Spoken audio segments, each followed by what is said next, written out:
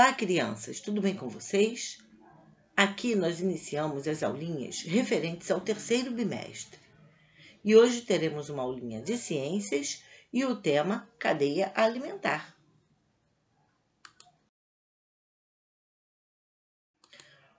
Bem-vindos ao terceiro bimestre!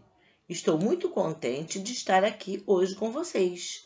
E a nossa aulinha de hoje é de ciências e o tema cadeia alimentar.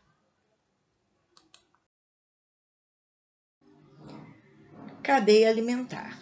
As imagens a seguir mostram um ambiente chamado manguezal, que existe em alguns locais da costa litorânea, onde a água doce dos rios se encontra com a água salgada do mar.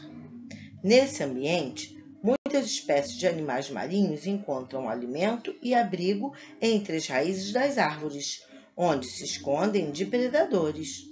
Ali, as águas rasas e quase paradas favorecem a acumulação de matéria orgânica que chega dos rios e do mar. Grande quantidade de seres vivos, como fungos e bactérias, decompõem essa matéria orgânica e as partículas resultantes são aproveitadas como alimento por outros seres que lá vivem.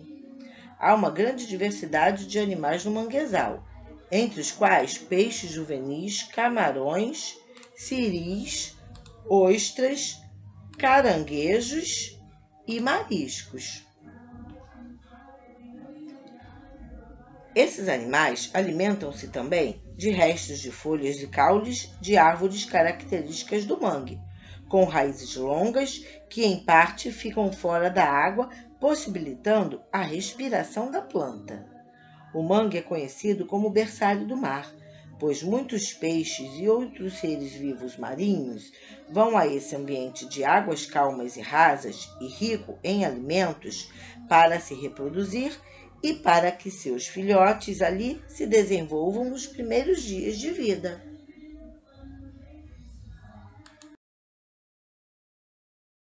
Relações dos seres vivos na cadeia alimentar. Interações entre os seres vivos. Em qualquer ambiente do planeta, os seres vivos estabelecem relações entre si para que possam se alimentar, reproduzir e ter abrigo. Essas relações são necessárias para a sobrevivência deles. Elas ficam mais claras quando pensamos na alimentação. Alguns seres produzem o próprio alimento e os demais se alimentam de outros seres ou de seus restos. Assim se forma a cadeia alimentar, que é a representação da sequência em que os seres servem de alimento uns para os outros, sucessivamente. Dessa forma, os nutrientes e energia são transferidos de um organismo para outro ao longo da cadeia alimentar. Podemos observar no exemplo. As cadeias alimentares são compostas de organismos produtores, consumidores e decompositores de alimentos. Neste exemplo, as plantas são os produtores, as borboletas são os consumidores primários, o sapo é o consumidor secundário, a cobra é o consumidor terciário e os fungos e bactérias são os seres decompositores.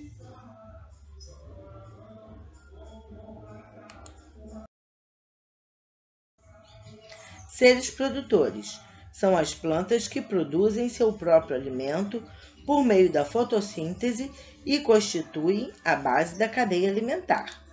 Na fotossíntese, o gás carbônico e a água são transformados em glicose, um tipo de açúcar utilizado pelas plantas como alimento, ou seja, como fonte de matéria e energia. Outros nutrientes necessários para a vida das plantas, como os sais minerais, são retirados do solo ou da água por meio das raízes.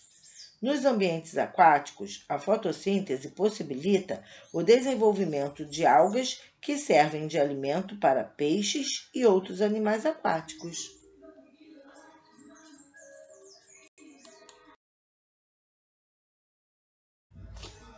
Seres consumidores. Os seres vivos que não produzem seu próprio alimento são chamados nas cadeias alimentares de consumidores.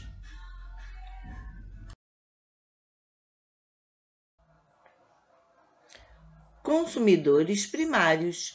Existem animais que só gostam de se alimentar de plantas, e este grupo recebe o nome de consumidores primários. Eles se alimentam diretamente de seres produtores.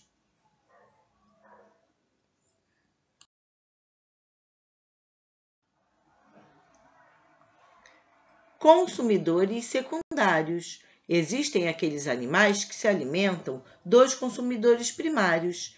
Estes são os consumidores secundários. Eles obtêm nutrientes e energia alimentando-se de seres que são consumidores primários.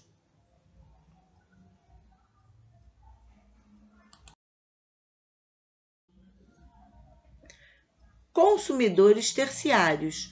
Outros animais de grande porte têm como prato predileto os consumidores secundários, e este grupo é chamado de consumidor terciário.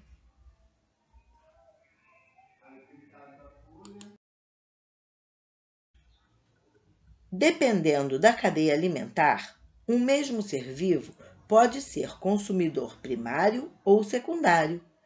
Esse é o caso dos seres humanos. Quando nos alimentamos de vegetais como feijão, arroz e salada, somos consumidores primários. Mas quando nos alimentamos de carne de algum animal, somos consumidores secundários.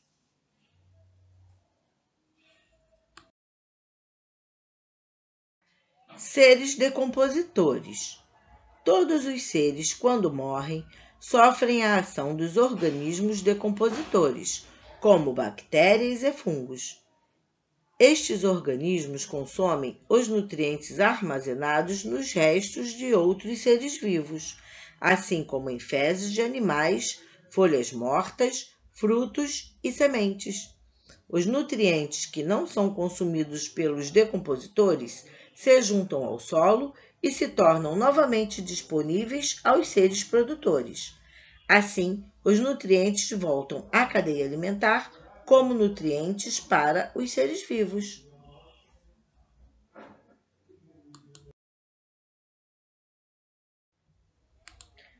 Este foi o recadinho de hoje sobre cadeia alimentar.